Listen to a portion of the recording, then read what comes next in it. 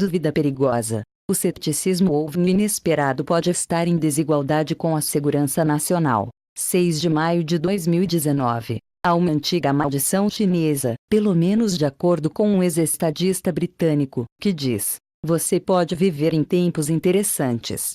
Eu acho que poucos duvidariam que estes são tempos interessantes, particularmente no que se refere ao tema dos OVNIs.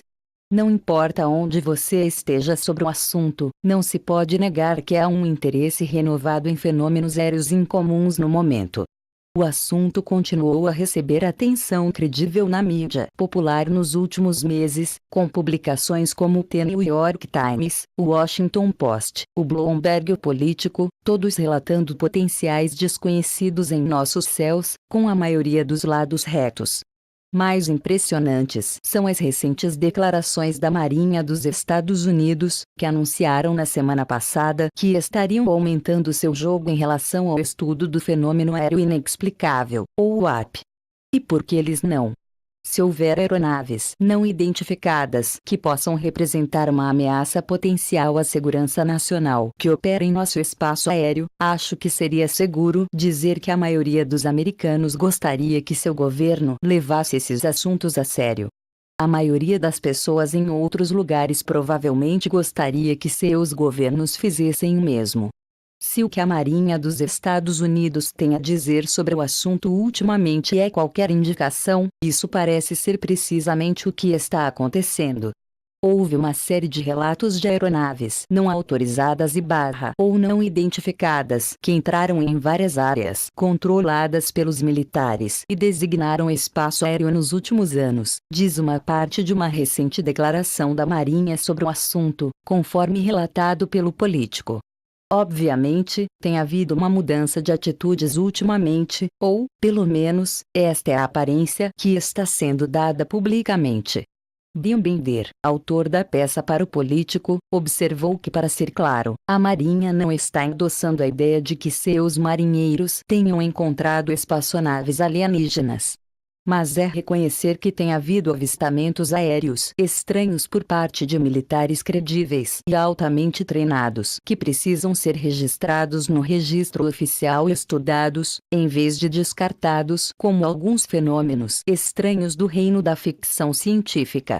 Sim, se existe algum potencial razoável que essas aeronaves ou objetos não identificados, seja qual for sua natureza ou origem, possam representar uma ameaça à segurança dos Estados Unidos e de outras nações, então certamente o assunto merece séria atenção. Mas, como Bender observou em seu artigo, muitas vezes tais coisas foram descartadas no passado como alguns fenômenos mal-humorados do reino da ficção científica. Desde a sua chegada à cena cultural no final da década de 1940, os objetos que haviam sido apelidados de discos voadores imediatamente capturaram nossa imaginação.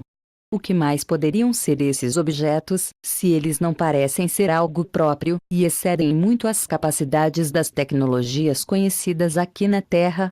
No entanto, à medida que a Força Aérea dos Estados Unidos e outras agências em todo o mundo começaram a levar o assunto a sério, tornou-se rapidamente evidente que nem todos os objetos voadores eram pires.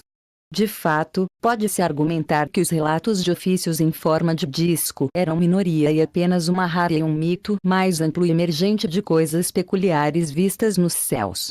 Por essa razão, Edward Ruppelt, o primeiro chefe do projeto Blue Book da USAF, cunhou o termo objeto voador não identificado, ou OVNI, a fim de promover o conceito em termos mais ambíguos. Isso pode ter ajudado um pouco no início. No entanto, com o tempo, o assunto tornou-se cada vez mais sensacional, com histórias dos pires inundando as páginas de livros e revistas populares.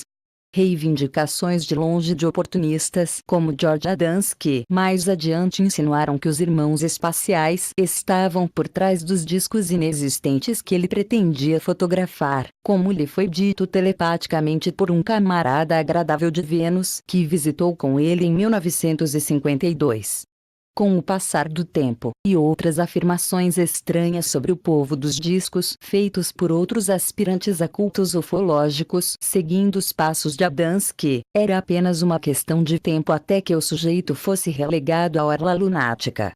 Nós não precisamos entrar em uma história detalhada de OVNIs aqui para mostrar que um assunto que de outra forma deveria ter sido de grande interesse para as comunidades militares e científicas tornou-se cooptado por reivindicações marginais e, ao longo do tempo, constantemente deslegitimada. A culpa inteira não pode ser atribuída aos oportunistas desavergonhados. Havia muitos pesquisadores sérios de OVNIs que surgiram na defesa de suas origens extraterrestres e, em igual medida, havia muitos céticos que, desde o início, não estavam dispostos a pensar em qualquer coisa tão aparentemente estranha como discos voadores. Em termos de opinião popular, enquanto várias pesquisas ao longo dos anos continuaram mostrando interesse e crença em OVNIs, a maioria consensual na comunidade científica tem sido em grande parte que a pesquisa sobre OVNIs é uma forma de pseudociência. Uma opinião oferecida principalmente em resposta à escrita popular sobre o assunto. Com as recentes declarações da Marinha dos Estados Unidos sobre seus procedimentos atualizados de denúncia de OVNIs, que observaram práticas similares esperadas em parte da Força Aérea dos Estados Unidos, pelo menos parece que o assunto está sendo levado a sério novamente por alguns grupos do governo. Escrevendo para Mentes Abertas, Alejandro Rojas comentou sobre o Politicopeça, observando que, parece que esse estigma fez com que os militares fizessem muita ginástica linguística no passado, quando se trata de OVNIs. Parece intuitivamente óbvio que os militares estariam interessados em aeronaves que entram no espaço aéreo dos Estados Unidos que não podem ser identificadas. Embora haja provavelmente muitas razões pelas quais as agências governamentais podem evitar o assunto UFO, eu concordo com Alejandro que os estigmas associados ao assunto, e o ceticismo que muitas vezes resultou dele, não ajudou. O que nos leva a uma questão interessante. O ceticismo injustificado relativo aos estudos da UAP pode ser mais prejudicial do que benéfico? De muitas maneiras, eu me considero um esperançoso cético quando se trata de assuntos como OVNIs. Eu não professo saber o que eles podem ser, então eu suspendo o julgamento sobre o assunto até que os dados que estão por vir devam ter uma opinião. Por outro lado, gostaria de ter pouco a ver com movimentos ou ideologias associadas ao ceticismo. Observe a maiúscula S aqui para saber mais sobre os problemas inerentes a esses grupos. Veja o excelente blog de John Orgon na Scientific American porque às vezes é necessário aplicar um pouco de ceticismo saudável aos céticos. Enquanto estou intrigado com a ideia de que nossa Marinha e Força Aérea monitoraram aviões desconhecidos em nossos céus e expressam alguma preocupação sobre eles, não estou de forma alguma convencido de que isso seja equivalente à prova de que extraterrestres estão visitando a Terra. Eu simplesmente não tenho como saber, ou provar conclusivamente, quais são as origens desses objetos. No entanto, se eles são aparentes o suficiente para os nossos militares que eles continuam a ser estudados, só isso deveria dizer alguma coisa. Além disso, eu me preocupo com os céticos ideológicos que poderiam contestar tais fenômenos aparentes, baseados principalmente em remanescentes estigmas do passado, em vez de serem transmitidos de maneira séria em nível governamental. Pelo menos em qualquer cargo oficial, parece haver poucos alegando que essas coisas são tecnologia alienígena, não nossos porta-vozes da Marinha, nem da Força Aérea, nem os jornalistas do The New York Times, do Washington Post, Bloomberg político, que todos foram gradualmente avançando em direção ao suicídio de carreira, a fim de relatar um assunto proibido que, com base na atitude acima mencionada, deveria ser absolutamente levado a sério. Além disso, embora não haja evidência de que as interações de nossos militares com a UAP tenham observado ou participado tenham apresentado qualquer tipo de ameaça, sua presença sozinha, como objetos não identificados no espaço aéreo militar, apresenta, no entanto, uma preocupação de segurança. Portanto, novamente, acho que é justo argumentar que o ceticismo injustificado em relação a esse assunto pode, na verdade, entrar em conflito com os interesses lógicos de segurança nacional. Felizmente, os militares não parecem estar mantendo essa atitude por si mesmos, não mais, pelo menos. Momentos interessantes, de fato, embora para adicionar um pensamento final a tudo isso, minha intenção não é descartar o ceticismo, nem é atacar aqueles que são críticos do assunto OVNI. Eu realmente acho que uma abordagem de espírito crítico é a melhor maneira de envolver tais assuntos.